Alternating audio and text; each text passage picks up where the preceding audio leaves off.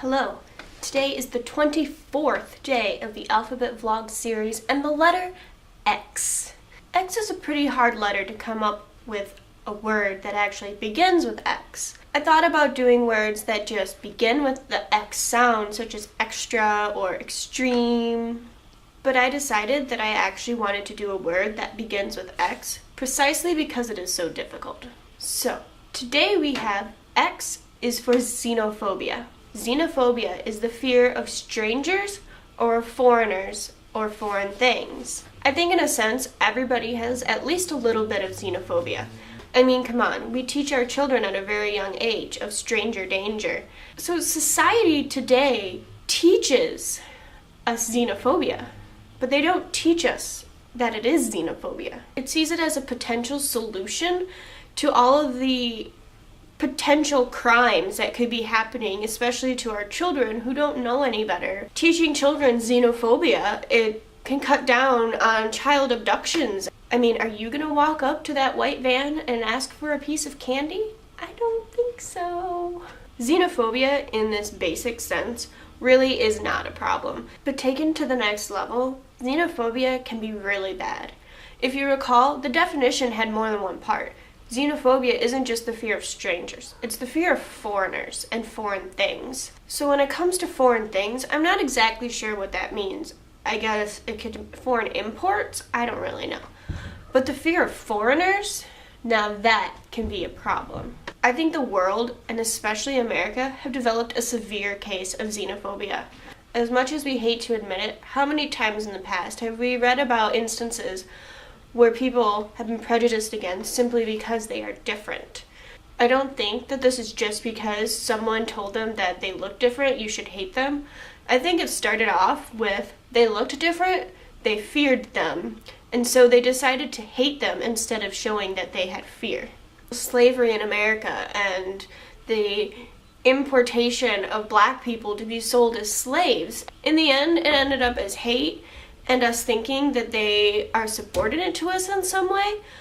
But it all started out with they looked so different. They were so much darker, and it scared us. Why can't we just admit that the prejudice begins as fear? Fear of difference, fear of strangers, fear of the foreigner. The biggest example here and now in this post-9/11 society is the fact that many people, especially Americans, have fear for the Arab. This is because there was an Arab group who attacked the World Trade Center on 9/11, 2001, and somehow we got it into our heads that anybody who is of Middle Eastern descent is a bad person and a potential terrorist, and they need to be watched and searched, and we can't trust any of them. Well, I know for a fact that there are hundreds and thousands and maybe even millions of Middle Easterns who don't really care about Al-Qaeda or Saddam Hussein or who's that other guy? Oh yeah, Osama?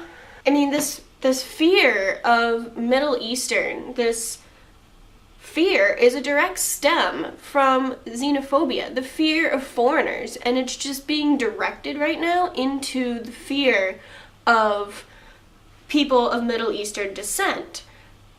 And you could have lived next to your neighbor for 30 years, and all of a sudden you look at them a little bit differently because, oh, they're brown. Yeah, see what I mean? Sense.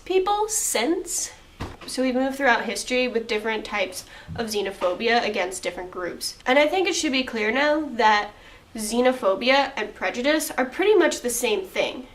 Prejudice is more of a hate type relationship, while xenophobia is a fear. Think about it. The things we fear are the things we hate. Nobody ever says, I hate spiders because they're ugly. You hate spiders because they creep you out. You're afraid of them. You hate snakes because they slither and you're afraid of them. You hate Middle Easterns because they're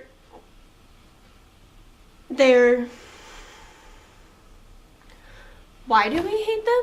Oh yeah, because somebody who happened to look like them had a terrorist attack. Now, don't get me wrong, yes, there are many people who are in fact terrorists, but we can't just lump every Middle Eastern together to create this giant stereotype.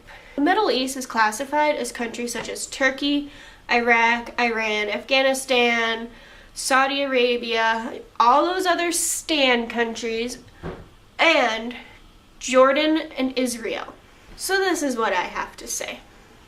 Next time you're in an airport or train station or even the local Walmart and you see somebody who is wearing a burqa or has a long beard or even just has the skin tone of somebody who is Middle Eastern, before you go and you judge them thinking that they might be a terrorist, remember this one. If every Middle Eastern is a terrorist, then everybody who considers themselves Christians are also terrorists because they are worshiping themselves a terrorist. Jesus, that's right, was from Israel. And Israel is part of the Middle East, which means, I know most of you people are probably not going to like this, Jesus had to have looked similar to a Middle Eastern. He was not white like we picture him. He was tanned. He was brown, if you would say. He had dark hair. He probably had a big bushy beard. He was Middle Eastern. He's not going to look like he was from Europe because he wasn't. He's Middle Eastern. Seriously, people, we need to stop stereotyping. So that's all I'm going to say, and I hope you can see the ties now between prejudice and xenophobia. And now that even just a few of you have seen this video, and I hope that you have kind of seen the point I'm getting at. And I'm not necessarily trying to tell you that what you're saying is wrong or what you think is wrong. I'm just stating my point of view of how I think things are. If you want to leave a comment or a video response, that's fine. If you want to say I'm arrogant and I have no idea what I'm talking about, that's fine too. But if this video just made you stop and think a little bit, my mission here has been completed.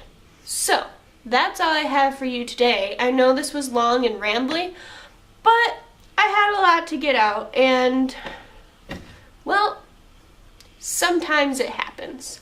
So, that is today's episode of the Alphabet Vlog, and I will see you tomorrow for the letter Y.